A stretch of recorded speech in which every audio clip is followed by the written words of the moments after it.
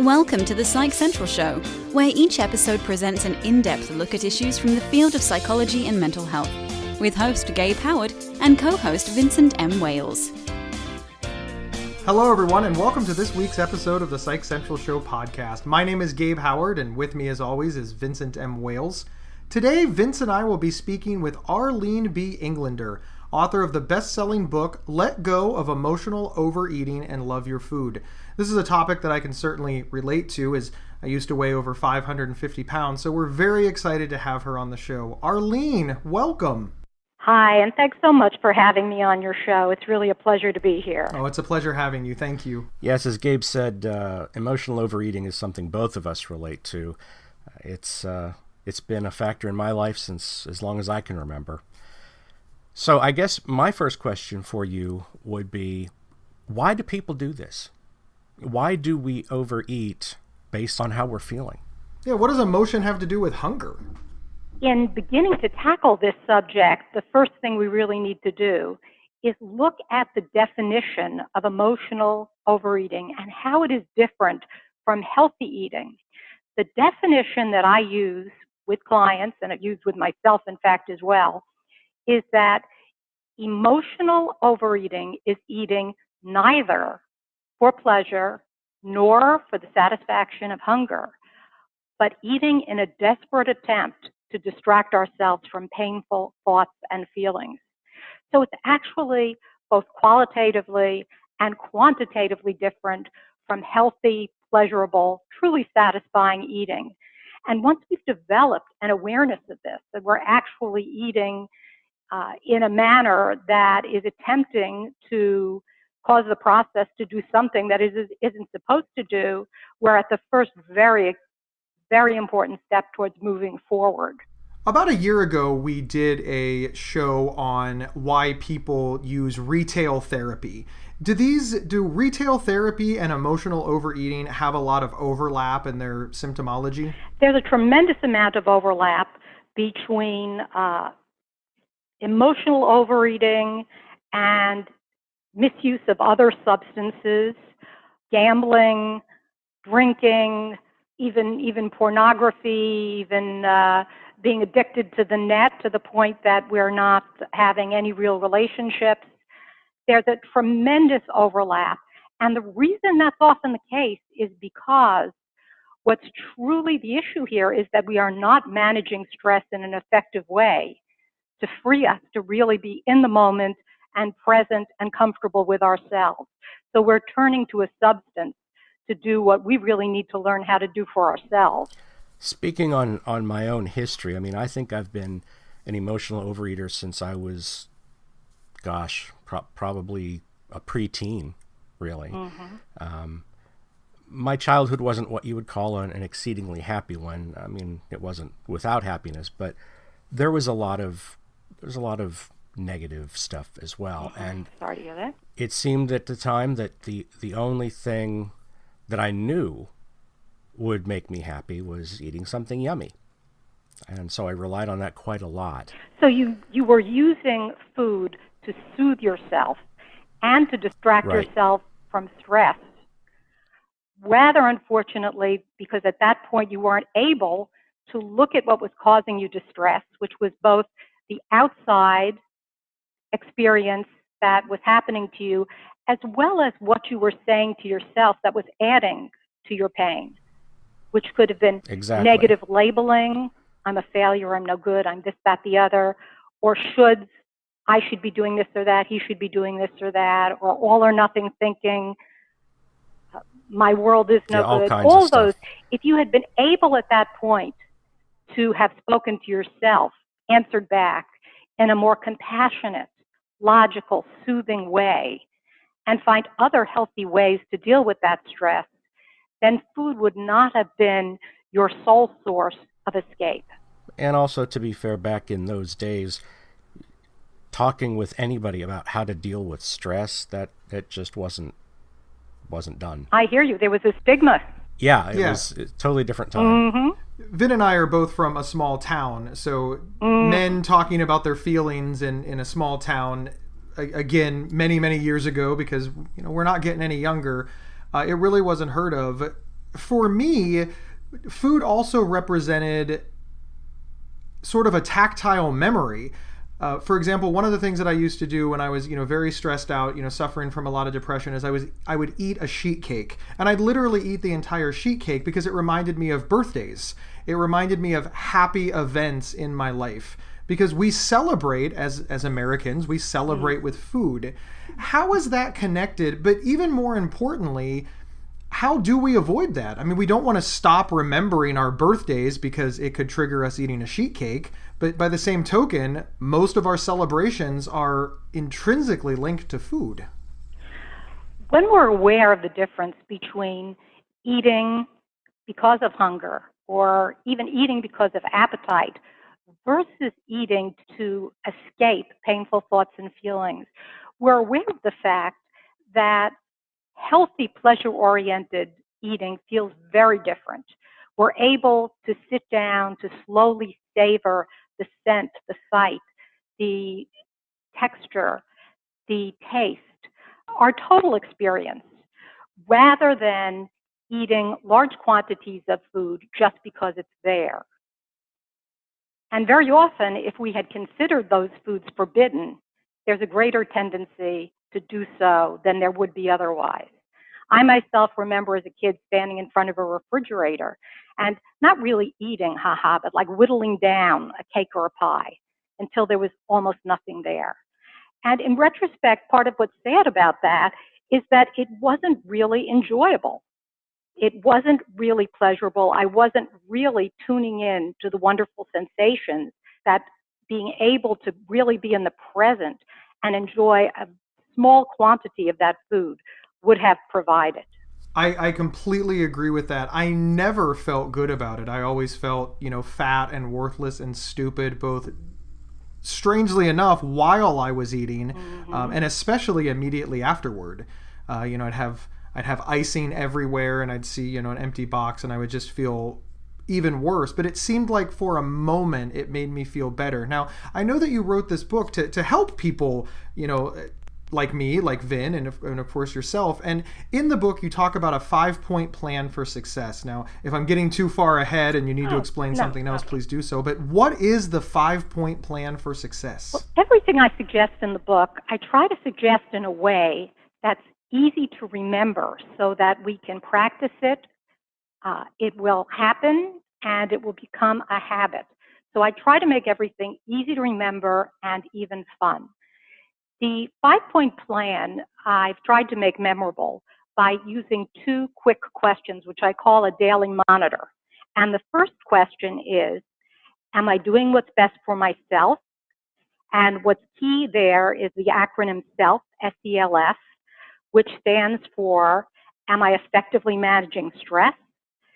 Am I exercising, or as I'd rather phrase it, moving in fun ways? Am I loving my food, which has to do with eating mindfully, and I present several easy strategies so that readers are able to remember how to do that on a regular basis. And am I filling up on fluids and healthy foods?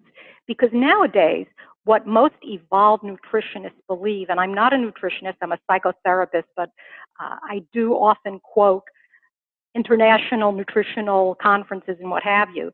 What most evolved nutritionists believe in is 80% or 90% healthy foods and 10% fun foods. So all foods are legitimate, and we don't have to feel guilty and like we've blown our diet if we've eaten something that's blatantly considered nutritiously poor. The second question is, am I a light eater? Which has to do with eating during the day and tapering it off at night. Evening eating can be a big challenge for many emotional overeaters. Am I a light eater means, have I gotten up early, had an active, very pleasurable day, and then tapered that off to a very pleasurable and maybe even productive evening that I've enjoyed a great deal without necessarily engaged in eating much food at all. So am I doing what's best for myself? And am I a light eater? Covers all 5 points of the plan in a way, hopefully, that's easy to remember and accessible. One of the issues that I've personally had with, I guess you could say, a healthier approach to eating is that when I wake up in the morning, I'm almost never hungry. And, they constantly are telling us that breakfast is the most important meal of the day and everything. And I'm just like, but why do I want to put food in me when I'm not at all hungry? So for me, it's like get up, maybe have a coffee or something very light that's maybe not even nutritious, and then have a normal lunch, and then probably too much at dinner time. That's a common issue that many clients bring to me, and many emotional overeaters confide in me, and I myself experienced as well when I wrestled with issues around food. May I ask you a question about what time do you usually go to sleep at night? Typically around 10 o'clock. Around 10 o'clock. And what time do you usually eat dinner? It can sometimes vary anywhere from like 6 to 7:30 or 8. 7:30 or 8. Depending on what's going on. What I found with clients and with myself is when we try to shift our biorhythms so that we are active early in the day, we get up, we eat a light breakfast, and shifting biorhythms is a complicated thing. Usually it's hard to do that. Well, going to sleep at 10 is not that late, but in terms of eating and such, that when we get up early in the morning and start our activities then, usually exercising early in the morning, have a very light breakfast have a light breakfast, but satisfying breakfast before we exercise, then get our day going, have a satisfying lunch, have dinner relatively early, and maybe if we need it, some tiny little treat. But if we allow 3, 4, 5 hours between finishing dinner and going to sleep, there's a much better chance that we're hungry in the morning. Unfortunately, what many people do is they consume a lot of calories in the evening. Too many of us walk into the house, and one of the questions we ask ourselves is merely, well, which screens am I going to be looking at, and what am I going to snack on later? And if we really make our evenings more enjoyable, more productive, and one of the things I suggest to clients is have great books, not good books available. Something that you really want to devour, pun intended. Have a lot of activities planned. Make that a really fun time of your day. A time when food is only one of many activities on your repertoire of pleasures. That if we have that gap between dinner and maybe a small snack early in the evening and going to bed, we often find that when we wake up in the morning, we actually do have an appetite. We're going to step away for a moment to hear from our sponsor. We will be right back.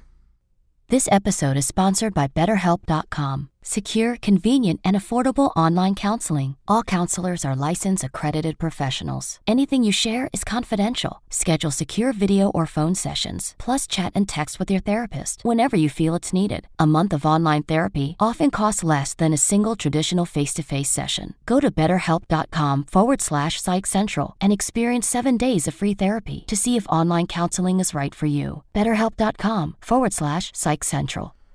Welcome back, everyone. We are here with Arlene B. Englander talking about emotional overeating. One of the questions that I have, just to throw it out there, I'm over 40 years old. I've struggled with weight most of my life. Vin is over 50 years old. He has also struggled with weight for most of his life. And I would venture to guess, please don't write me angry letters, listeners, but many of our listeners have struggled with their weight for most of their lives. And as we know, our audience is not a bunch of 18-year-olds. So what would you say to all of the people that have, tried and failed to resolve this problem time and time again? I mean, at what point, and I am being a little bit facetious here, but at what point should we just say, to hell with it, I'm just going to be fat? I hope that people don't give up on working to be healthy. The best advice I could give to anyone who says, I've tried to get fitter and healthier and I'm giving up is, take a look at what you've tried in the past that hasn't worked and ask yourself what you've learned from that experience in order to better be able to move forward. If what you've tried was a restrictive diet, most likely it wasn't that you failed, but the restrictive diet has failed you. Many people on restrictive diets find themselves daydreaming constantly, as I did, about forbidden foods. I now will eat a small bite of one piece of Godiva chocolate like every other week or what have you when I'm at a local mall, whereas in the past, on a regular basis, and I will savor that for 5 minutes. I will truly love every moment that I savor that treat. Whereas in the past, I would stand by the refrigerator and have a whole box of chocolate chip cookies that I hardly even tasted. So the beauty of loving our food and being in the present is that we really can savor small quantities. However, when we're on a restrictive diet, very often what happens is we eat a small amount of a food that we feel is forbidden, and then it's the whole I blew it, go for broke phenomenon, in which we feel badly about ourselves, we eat more of that food, we feel worse about ourselves, and we keep that cycle going until it results in a full-blown binge. When we learn how to really better handle stress away from the table and accept ourselves better and be there in the moment when we eat, savoring, enjoying, even loving our food, and tuning into the degree to which we're hungry or we're full, and then giving us ourselves the wonderful gift of stopping just at the point of satisfaction. When that becomes a habit, then we're free of dieting, we're free of restricted boot camp plans, we've discovered control, and we've discovered real satisfaction and self-acceptance as well. Thank you so much. I would certainly not encourage that anybody, and I don't think Vin and I are ever going to give up being healthy. In fact, we just joined and quit a gym recently. But all joking aside, I mean, I like what you said there, because it is very easy to look for reasons to not do something. And I think that many people who have tried and failed, we often try the same thing over and over again. And it sounds to me like the crux of your message is to try something different. Correct. Don't repeat the same mistakes of the past. Correct. Learn from your past experience. Ask yourself what worked and what didn't. And please have the courage to try a new approach, which has been growing in popularity and research has shown is very effective on a long-term basis, which is what you want when you want to change your habits. And in my opinion, if it isn't pleasurable, it won't be permanent. Well, that certainly makes sense, yes. Now, there are, I can't even begin to count how many books there are out there that are designed to help us with this exact issue by eating less, moving more, so on and so forth. How does your book differ from that? I probably read most of what was out there, which in some ways prepared me, as did my training as a Columbia University trained psychotherapist and my own analysis, during which time my own eating habits never came up because I didn't even realize that binging 3 days, fasting 3 days, yo-yo dieting was being disordered in any way. But what I found in most of the books that I read were thousands of prescriptions and proscriptions that were very hard to remember and to practice and often unpleasurable. They weren't fun. So what I've tried very much with this book is to make it not so much a what to, because yes, part of it is eating less and moving more, but more of a how to, ways to actually develop a greater awareness of ourselves and change our habits and put those new habits into effect and actually make them habitual, make our habits something that's permanent and something that we enjoy. I've really done everything to make it practical, pleasurable, and permanent. Wonderful, and thank you so much. Let's talk about some practical advice that our listeners can take away right now. Sure. All of us will be in social events.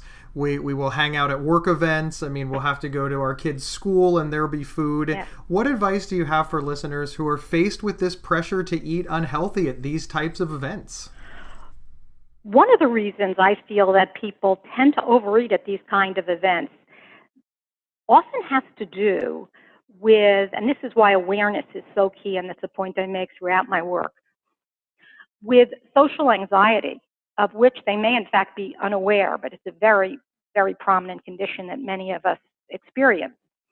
And aside from some practical pointers on eating, such as don't feel you have to match with anyone drink for drink, nurse a glass of water, sample a few foods on a small plate, sit down and savor them. Something I often suggest is that since a party is really all about getting to know other people and feeling better about ourselves and helping them feel better about themselves, and many of us walk into a party feeling very self-conscious and wondering, what are other people thinking about me? I suggest that when we enter a party, we make a conscious effort to walk over to as many people as possible, ideally 3 or more, and get to know them well enough so that we can give them a sincere compliment about something other than their appearance. It might be at a school event finding out about an achievement of someone's child. It might be finding more about why the teacher became a teacher. At work, it might be hearing about someone's exciting new project and letting them know how we admire them for taking on that wonderful new task and for the enthusiasm they're showing and how well they seem to be moving ahead. But when we make an effort to approach at least a couple of people and get to know them, they may be people we haven't known before, well enough to make a sincere compliment on who they are and what they're about, it takes the focus off just food and off what people are thinking about us and onto the true goal of a party, which is helping everybody feel better about themselves. So let's talk about vacations. Yes. The best thing to do, but the worst way to eat. Now, I've personally never been on a cruise, but boy, the stories my friends have told me about, the limitless foods available, that's already included in your price. So, you can rationalize, hey, I've already paid for this, so I might as well indulge. What I referred to, I paid for it all, I bought it all, so I'm eating it all. I'm eating it all. Go ahead. Yeah, I understand that. And of course, it doesn't help that, when I was a child, clean your plate was, it's like even when you were full, you still had to clean your plate because there were kids starving in some other country that apparently we could not mail the food to. But, today when I go on vacations, even though it's not a cruise, I do like to go to places where I'm not going to be doing any cooking myself, or very, very little of it anyway. And going out to a nice restaurant is part of the vacation process for me. And I do... Okay, no, I don't really try. I was going to say I try to be good, but I really don't. And I don't even have a whole lot of guilt over that, truthfully. How do I fix that? Well, I'm a real foodie, and I love the food. I've loved the food on almost every vacation I've taken. I've only been on a few very brief cruises, but there is no reason why loving your vacation and loving your food has to be antithetical. One of the best ways to prepare for being able to both loving our vacation, ourselves, and our food all at one time is if we start off with the mentality that we mentioned before, that we can savor all foods, 80% healthy, 90% healthy, 10% fun, just to the point of satisfaction, and then stop. When we learn that skill and we go on a vacation, we're not subtly confronted with foods that we had formerly thought were illegitimate. And then it's, oh my God, for the first time in months, here I am with this chocolate cake in front of me. We know we could have a sliver of that cake on occasion and really savor it and be fine. So it's not that we are suddenly in forbidden territory. But what I do suggest, along with savoring our foods throughout the meal and eating it mindfully and really enjoying, and on a vacation, wow, it's even easier because when we're there in the present, we have so much more to savor: the food, the taste and texture of not just what's in front of us, but looking at, if we're on a boat, at the beautiful waves on the ocean, or if we're in some wonderful resort location, taking in the ambiance around us and the people both at our table and walking by. So it's a wonderful place for eating mindfully and really loving the experience. But in addition, it can be helpful to place some emphasis on the activities we're going to take part on in the trip. To be up early in the morning and hiking or walking, or I've had some of my most wonderful vacation experiences walking early in the morning. I look back to the coast of Maine. I remember that more than any meal that I had on the trip, and I know I had a lot of wonderful ones. Or ski trips, or tennis trips, or if we plan the trip around a sport, or studying, or whatever the activity might be. So food, both on vacations and on trips, ideally should just be one of our many pleasures and not the only pleasure on our plates, so to speak. Arlene, where can we find you online? I know that your book is almost certainly on Amazon. What about a website? Anything else? Can we follow you on social media? My book is available wherever books are sold, Amazon, Barnes & Noble, and by going onto my website, arleneenglander.com, one is able to buy the book and also to read my blogs and my soon-to-be-born, in a week or two, newsletter, which I'm looking forward to writing and sharing more information on. And I'm in private practice in North Palm Beach. Wonderful. Thank you so much for being on the show. We really appreciate it. And we have a favor to ask all of our listeners. If you like the show, please leave us a review, like a written one, like type out, use your words like I tell my 2-year-old niece, and give us 5 stars because it really does help and we appreciate it. And remember, you can get 1 week of free, convenient, affordable, private online counseling anytime, anywhere by visiting betterhelp.com/psychcentral. See you next week, everyone, and thanks for tuning in. Thank you for listening to the Psych Central Show. Please rate, review, and subscribe on iTunes or wherever you found this podcast. We encourage you to share our show on social media and with friends and family. Previous episodes can be found at psychcentral.com/show. Psychcentral.com is the internet's oldest and largest independent mental health website. Psych Central is overseen by Dr. John Grohol, a mental health expert and one of the pioneering leaders in online mental health. Our host, Gabe Howard, is an award-winning writer and speaker who travels nationally. You can find more information on Gabe at gabehoward.com. Our co-host, Vincent M. Wales, is a trained suicide prevention crisis counselor and author of several award-winning speculative fiction novels. You can learn more about Vincent at vincentmwales.com. If you have feedback about the show, please email talkback@psychcentral.com.